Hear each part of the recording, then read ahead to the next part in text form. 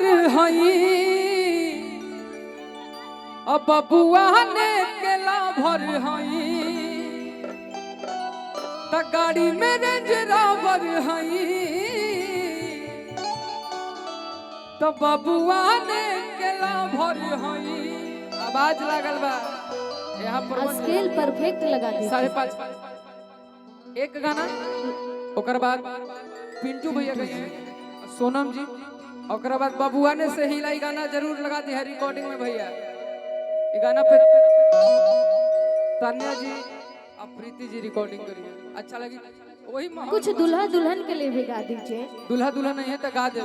सलामत रहो जोड़ी दुल्हा दुल्हन के सलामत रहो जोड़ी दुल्हा दुल्हन के कहले भगवान बाड़े कवन माट छीन के कहले भगवान बाड़े कवन माट छीन के सलामत रहो जोड़ी दुल्हा दुल्हन के सलामत रहो जोड़ी दुल्हा दुल्हन के सलामत रहो जोड़ी दुल्हा दुल्हन के सलामत रहो जोड़ी और हमार लगा बस हरे मेरा स्किल लगाइएगा एक सेकंड रुकिए एक चीज कह ले आप ये गाइए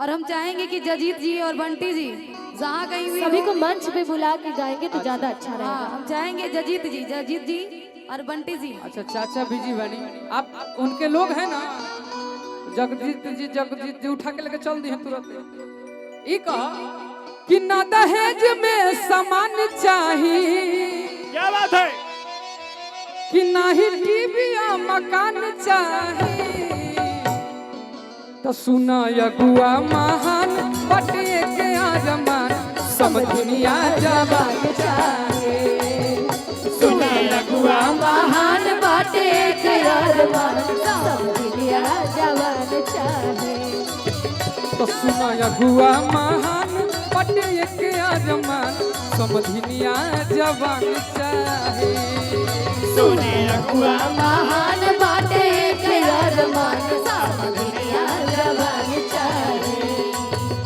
ना दहेज में सामान चाहिए ना दहेज में सामान चाहिए ना ही या मकान चाहिए सुना यगुआ महान बाटे के अरमान समझनिया जवान चाहे सुने लगुआ महान बाटे के अरमान समझिया जवान चाहे भैया डम डम टिका टिका डिम डिगा डिगा मौसम भीगा भीगा हाय अल्लाह तरह से जाके भैया के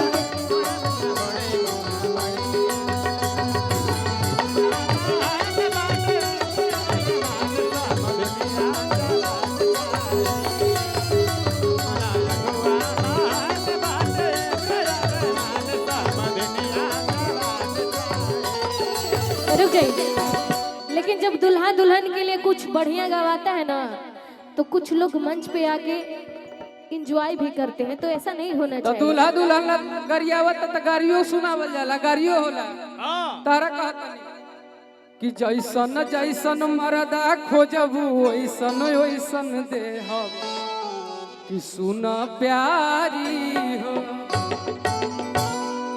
और कि नोट वाला खोजबू हम अपन हाउ भैया के देहब कि राइफल वाला खोजबू निरंजन भैया के देहब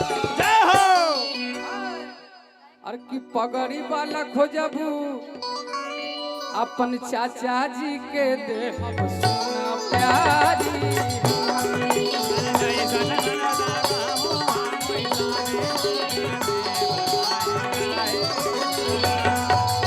जैसन जैसन मरदा खोजबू ओइसन ओइसन देहब सुना प्यारी हो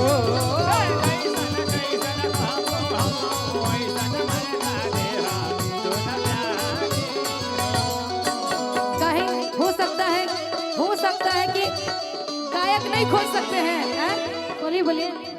गायक नहीं खोज सकते हैं? अरे नौकरी कुछ दिन वाला में हीरो। गायक नहीं खोज सकते हैं, बताइए। जोड़ी भी ऐसा से लगावे के चाहिए। तब बड़का भैया पवन भैया के साथे हमारे वो फिल्म आवे वाला बा। अच्छा, वो फिल्म में हमरा तनी मनी रोल मिलल बा बहुत बहुत बधाई। शाहबाद में। तो ओरा में से कहत नहीं कि हीरो मरदा खोजबू अपन पवन भैया के दे गावे वाला खोजबू है छोकरा के दे सुन प्यारी अरे गावे वाला खोजबू शिवा भैया के दे सुन प्यारे हो। जैसन जैसन बरादा। रुकिए भैया। हमने के बबलू भैया कंडौल पटना बहुत बहुत आशीर्वाद पुरस्कार मिला। और उन लोग कहाँ हैं? हाँ अच्छा ला सुन ला। अरे की गावे वाला खोजबू हाई बिकू बाबू के दे। अच्छा अच्छा, ये जोड़ी ठीक बा फिर भी। अब चाचा के जोड़ी लगा दे रहे थे। कि तनी ताकला दे बलिया पका लिखल बा तनी ताकला दे बोलिया पका लिखल बा तनी ताकला। ताकला दे बलिया पका लिखल बा तनी ताकला दे बोलिया पका लिखल बा तनी ताकला। इतवार लिखल बा कि सोमार लिखल बा, तोहर बहिनी के 3 गो भतार लिखल बा, तनी तकला देवलवा पे का लिखल बा, तनी तकला। एक सेकेंड हेलो। एक तो भैया लइकन से उलझे के ना चाहिए। हमें हमरा नियन लफुआ लइका से उलझबू कहतरी कि ताकला देवलिया पर का लिखल बा बिकू बाबू के बहन के का लिखल बा। अच्छा ठीक बा कि रहरी के 3 पता जियो सर कि रहरी के 3 पता तो तीनों के तीनों का जना रहे। तो सोनम जी के 3 बहनिया तो सोनम जी के 3 बहनिया पाका के सोनम जी के 3 बहनिया तीनों के तीनों खिला रहे। सोनम जी के 3 बहनिया पाका के खिला रहे। सोनम जी के 3 बहनिया तीनों के तीनों खिला रहे। का एगो देखे दाएं बाएं एगो देखे दाएं बाएं अति सर का हो भैया साथे भागेला फरार है। तो सोनम जी के 3 बहनिया पका के खेला रहे। सोनम जी के 3 बहनिया तीनों के तीनों खिला रहे। तो सोनम जी के 3 बहनिया पका के खेला रहे। सोनम जी के 3 बहनिया बड़का से बड़का खिला रहे। रुकिए भैया। सोनम जी रुके भैया, आप ही को बोल रहे हैं। हम